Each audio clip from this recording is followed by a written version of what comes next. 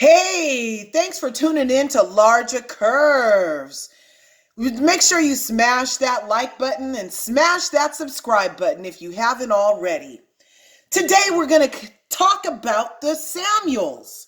Monique Samuels and Chris Samuels did an interview with Fox 5 on the Monday following Reunion Part 3 and talked more about them supposedly quitting the Real Housewives of Potomac. Now, the reason I did my air quotes when I said supposedly quitting that you couldn't see is because I've thought since she announced that she was quitting the Housewives of Potomac that it was not true. I did not believe her only because to me, unfortunately, her story changes way too much. Now, after the reunion part 3, we saw how the what appears to be anger issues in that relationship for the Samuels, Monique and Chris Samuels on Real Housewives of Potomac, it seemed as if there might be some type of, I'm using the word anger issues because Chris came off like an angry black man. Again, he's threatened the ladies on the show numerous times on various lives on Instagram, and he apologized for it at the reunion. However, he did get up and get very heated with the women. And Monique even said that there was a lot of footage from the reunion missing about a very heated exchange between Giselle Bryant and Chris Samuels specifically. Again, make sure you smash that like button and smash that subscribe button. Now we're going to go ahead and I'm going to play for you the audio of their interview they had on Fox 5 News. Okay? I'm going to play that audio for you and I'm going to just let it play and then we'll come back and have some comments. Okay? I guess. That's a trailer recap of all that went down at the Real Housewives of Potomac reunion this morning. Stars Chris and Monique Samuels join us to weigh in with their thoughts and share some updates. Good morning to both of you. Thank you for joining us. What's happening? Thanks for having us. All right, so it's Monday morning. I'm still recovering from seeing the part 3, the last installment of this Housewives of reunion, right? Housewives of Potomac reunion. Tell me, what are your thoughts on the whole thing, on how everything went down from the book of receipts till the end there, Chris, when things got pretty heated? It was very intense. It was probably the most intense season since we've been on the show.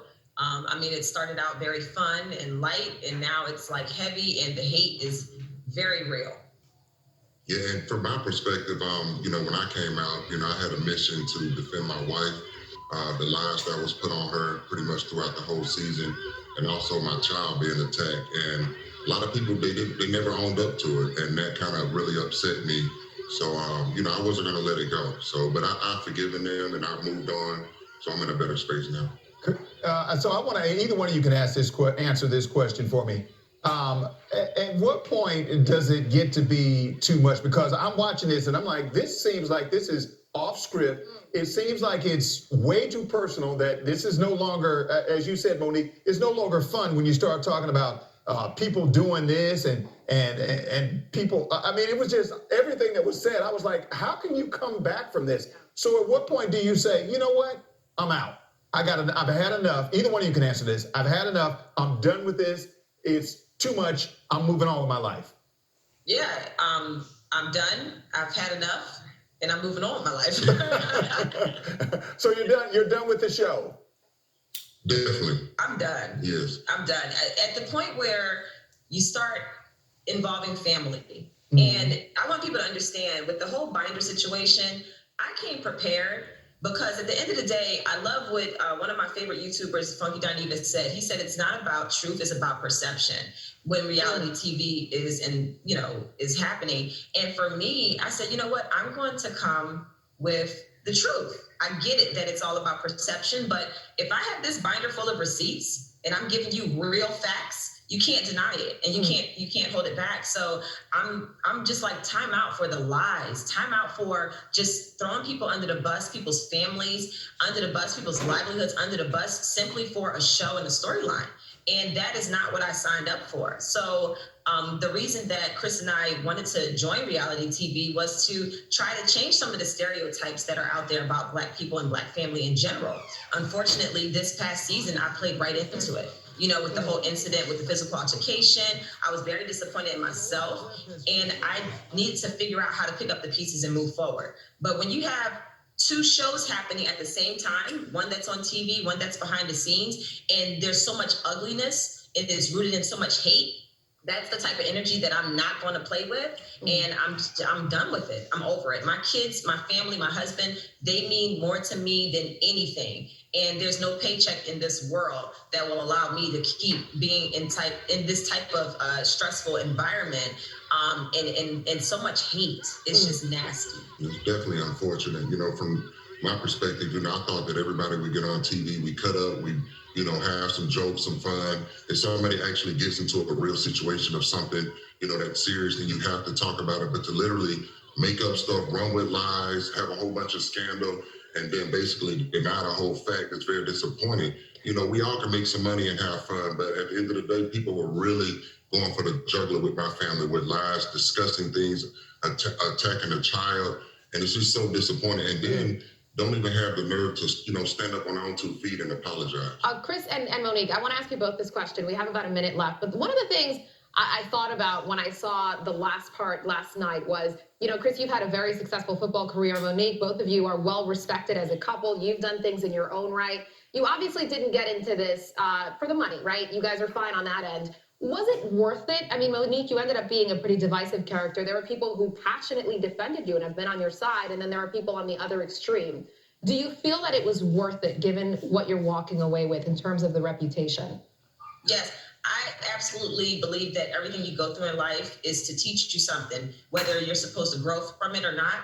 I feel as though I definitely have grown from this entire experience. I'm grateful. It was all worth it to me. And hopefully people can look at the entire process and the whole big picture, and to see what we endured, to still have to put a smile on my face and show up and do my part every day, knowing what was going on behind the scenes in an effort to not only protect my own reputation and character, but my family, my kids, and their names. And I hope that when my kids grow up and they start to get curious and watch this show, I hope that they can be proud and say, you know what, Mom, you left with integrity and you did what you felt as though was right for you. And you were able to say, screw what everybody else is saying, and walk away and do what was best for our family unit, because my family is what matters most and what comes first. All right, we only got a couple of seconds left. Before I get to the music, Chris, I want to ask you, any regrets in this whole thing? Because as you said, yeah, both you got into it for one reason, but then it just took an ugly turn. Any regrets on anything that happened or being involved in this at all?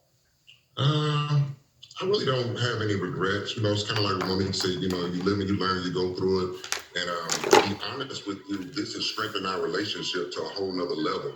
You know, it was some times we were shedding some tears on each other's shoulders, and it forced us to lean on each other to get through a tough situation. And we didn't run everybody else. We dealt with it in-house. We knew our truth, and we stood by that. Okay. Well, we did see you come to your wife's defense repeatedly in this last part of the. I was a little concerned, Chris. I thought you were going to take it to another level. No, I'm just joking. I knew you weren't going to do that. I know. He doesn't play when it comes to one time because somebody was yelling at my wife or guy, and I wasn't going to have that. I understand that. I was just. I know. Yeah, you guys tune into the reunion this last part. You'll see what we're talking about. But we really appreciate you both talking. Oh, we didn't get to talk about our music. Real quick. Music video. I know our producer's rapping, but this is important. Yes, my new video is out. It's on my YouTube channel, Tea with Monique, for my new single, Drag Queens. It's doing well already, so I'm so excited. Make sure y'all check out the official video. I was doing little moves and everything in there too. So the visuals are incredible. We're looking at them now. Chris, you're not in this video. Are you going to get in the video? I'm in the video because she was dancing on some man in there, and I'm telling you why, it wasn't the trainer, it was me. Okay. Thanks for the clarification. That's good. Mic drop on that. Right. right. Mic drop. All right, wait a minute. Listen to that crazy man. Well, that's good. All right, well, thank you both. We They appreciate could your have time. their own reality show. Well, they That's could, not out of the yeah. question. But you're done with this one. You're done with this one. You're good. So, yeah. All right. Well, thank you both for spending time with us this morning. We appreciate you We as certainly always. do. Okay. So that was the Monday, December 28th, I think it was, 2020 interview that the Samuels had on the Fox 5 News from the DMV area. By the way, DMV, if you've been seeing that ever since you started watching Real Housewives of Potomac, the DMV area is the District of Columbia, Maryland, and Virginia area. So they call it the DMV. I also thought it was a line at a government building to get my license, but it's a whole area out there on the East Coast in the Potomac area and all that stuff. So I digress. Anyway, I need to look up a different word because I know another YouTuber who I love, Michelle A.T.Alien Brown, always says, I digress. That's her thing. I don't want to stomp on her toes, but I did pick it up from over there. But I did say it in my real life too, but that's totally her thing on YouTube. So I need to look up an alternate way to say I got off subject and I'm getting back on. Anyway, smash that like button. Smash that subscribe button. Thanks for watching Larger Curves. After that, leave your comments after you watch this. Tell me, do you think that Monique really quit the Real Housewives of Potomac? Or do you think she's doing her version of damage control and running out and saying that she quit and she signed a contract, but she gave it back? And supposedly now there's more story about since the contract was already signed, and contracts are so you can't leave when you don't want to leave. Either it's going to be one or two things, people. You heard it here first on Larger Curves. This is my opinion that there are two ways she'll have to come back. Because she keeps telling us that she already signed the contract, right? But if she's not being a liar face, that means they're willing to void her contract in the midst of all of this controversy, which is free publicity, which is more viewers, which is more dollars for Bravo. But they're willing to cut their virtual cash cow out of the picture because she wants out. Oh, I never heard of this working like this before, people. If you have, put it in the comments, because now somebody corrected me on one of my other comments and they chimed in and said that, yes, she did quit. And even though she already signed the contract, all she had to do was pay him some money. She paid him back some money and she was able to get out of her contract.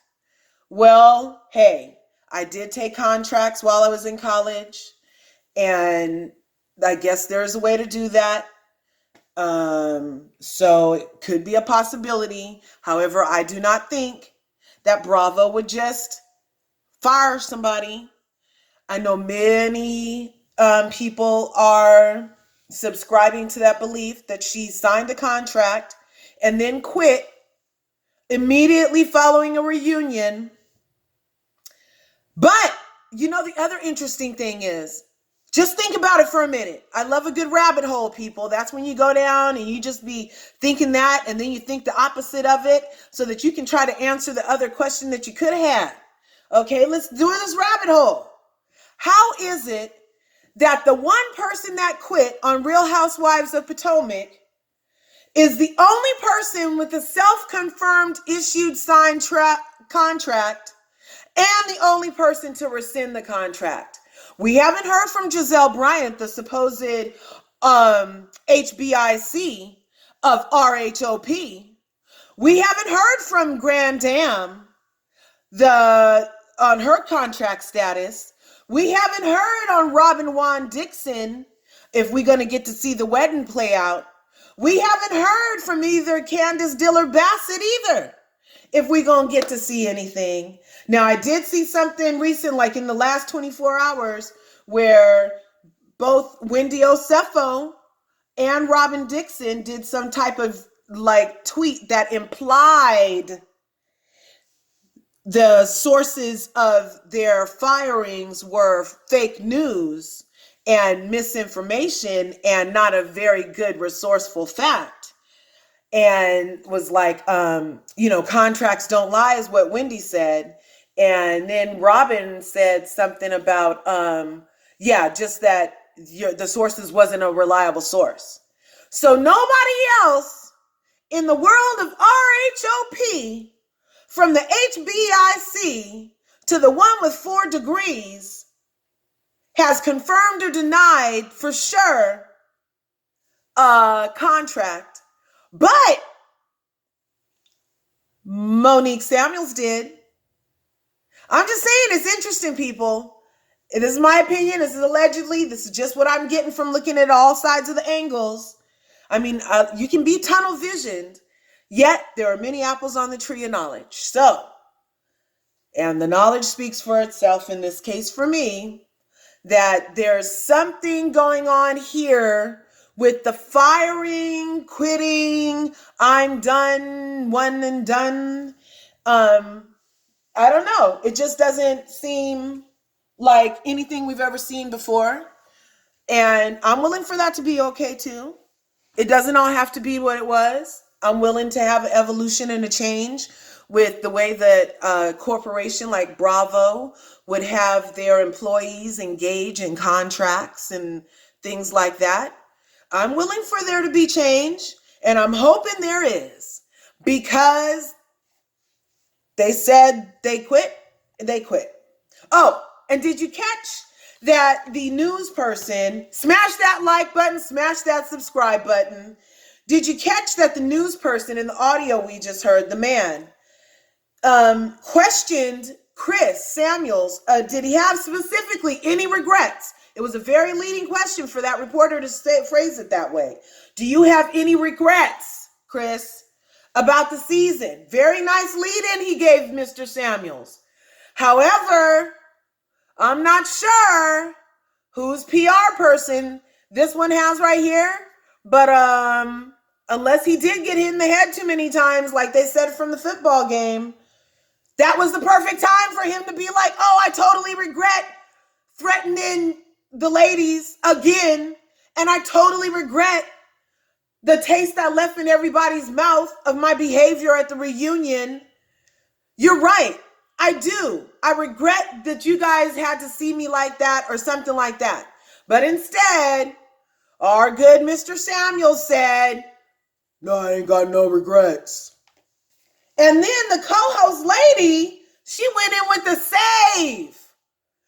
She went in with the save and tried to save that good Chris Samuels. She said, well, Chris isn't going to let anybody talk about Monique, anything from Monique, anything, and went with that narrative that behavior that we got, the angry black man behavior that we witness with our eyeballs, not that we think with our head, but that we witnessed with our eyeballs. There was a degree of aggression and anger displayed by this man on national television that he had an opportunity to regret on national television with that good leading question, and he didn't.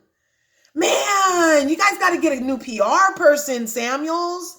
You need a new PR person, publicist, public relations, image. It's not just about looks and what you tell me as a viewer I'm supposed to believe.